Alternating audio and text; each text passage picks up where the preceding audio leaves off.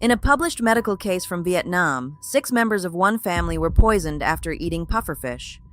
5 of them developed sudden paralysis and respiratory failure. 4 died within hours. 2 survived. One of them arrived at the hospital already intubated, already connected to a ventilator, and by every outward sign, he appeared deeply unconscious. On the first day, doctors ran tests to see whether his nervous system was still working at all. An EEG to check his brain. Needle studies to check his nerves and muscles. The test couldn't detect the normal responses his nerves and muscles should have produced. Nothing reaching the muscle, nothing coming back from the nerves. But his EEG looked different. It still showed organized brain activity. Organized brain activity isn't proof someone is awake. What proved it came later. After he recovered, he told his doctors something the monitors alone couldn't have shown them.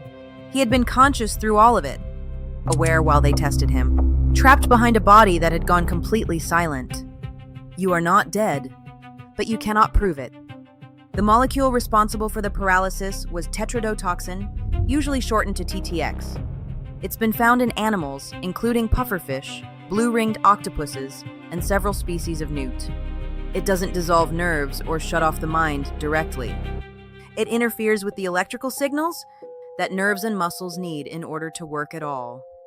To understand how a molecule can silence someone's body without destroying their mind, we need to go back to the moment before his body stopped answering, and follow one electrical signal from the very beginning.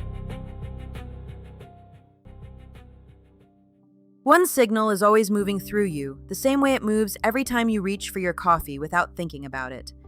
You already know a smaller version of what happens when a signal like this runs into trouble. Your foot falls asleep, and for a few seconds, it won't listen to you. Here's what that signal looks like with nothing in its way. These doors exist all over your body, even in your brain. But the ones this episode follows are the ones running out to your muscles. A sodium channel, millions of them built into the wall of every nerve and every muscle fiber outside your brain and spinal cord. Not every version of this door is built the same either. The ones in your heart, for instance, are shaped just differently enough that TTX barely touches them. Your brain's doors aren't especially different. The leading guess is that TTX simply has a harder time reaching brain tissue in the first place. But that's repeated far more often than it's actually been proven, so this episode won't treat it as settled. Outside each one, sodium is piling up, itching to get in, held back by nothing but a wall 1 cell thick. Until that door swings open, your muscles stay still and no air reaches your lungs. This is exactly what was about to happen to the man from this story. Then it opens. Sodium floods in, and that flood trips the next door down the line. Then the next, gate after gate, faster than you could ever feel it. This whole relay is called an action potential, and it's what carries the signal toward the muscle waiting on the other end. That relay could race through your fastest nerves at more than 100 meters a second. Over 230 miles an hour, roughly the top speed of a Formula One car. Brain to spinal cord to muscle. The command could reach its destination before you were consciously aware of it. And another relay runs without you thinking about it at all. Deep in your brainstem, respiratory circuits send rhythmic commands down to your diaphragm, telling it when to contract for your next breath. Every reach, every breath runs through that relay. Tetrodotoxin was built to silence exactly that relay.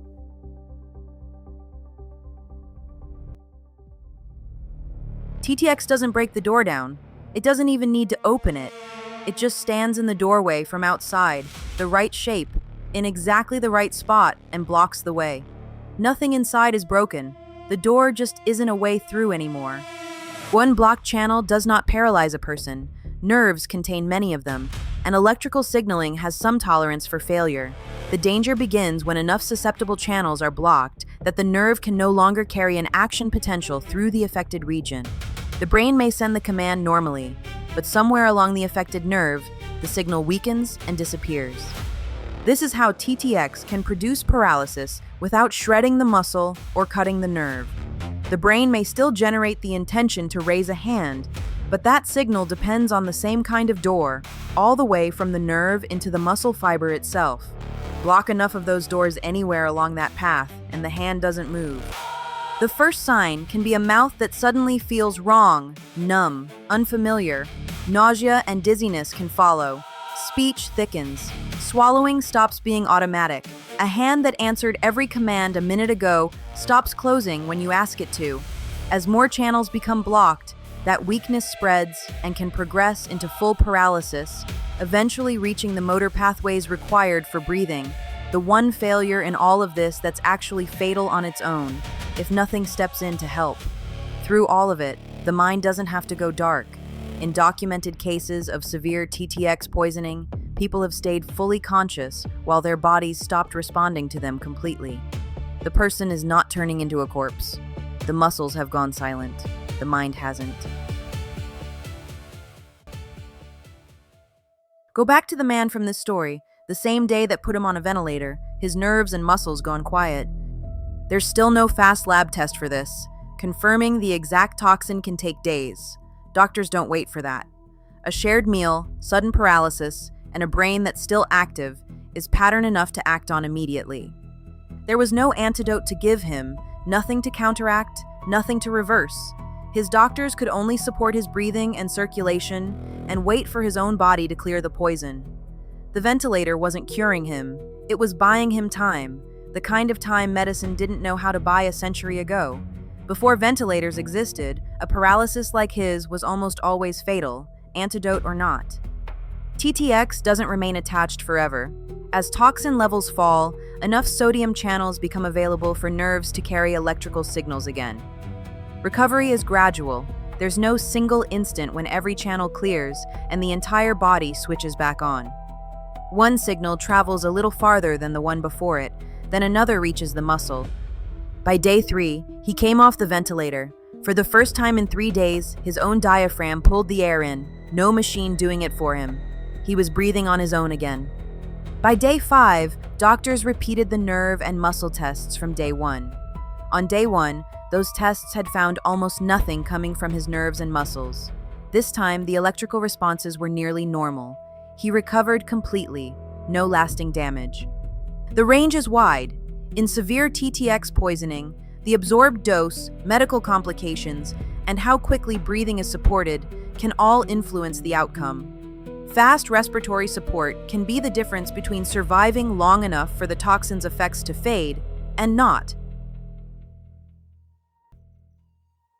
There's one final twist.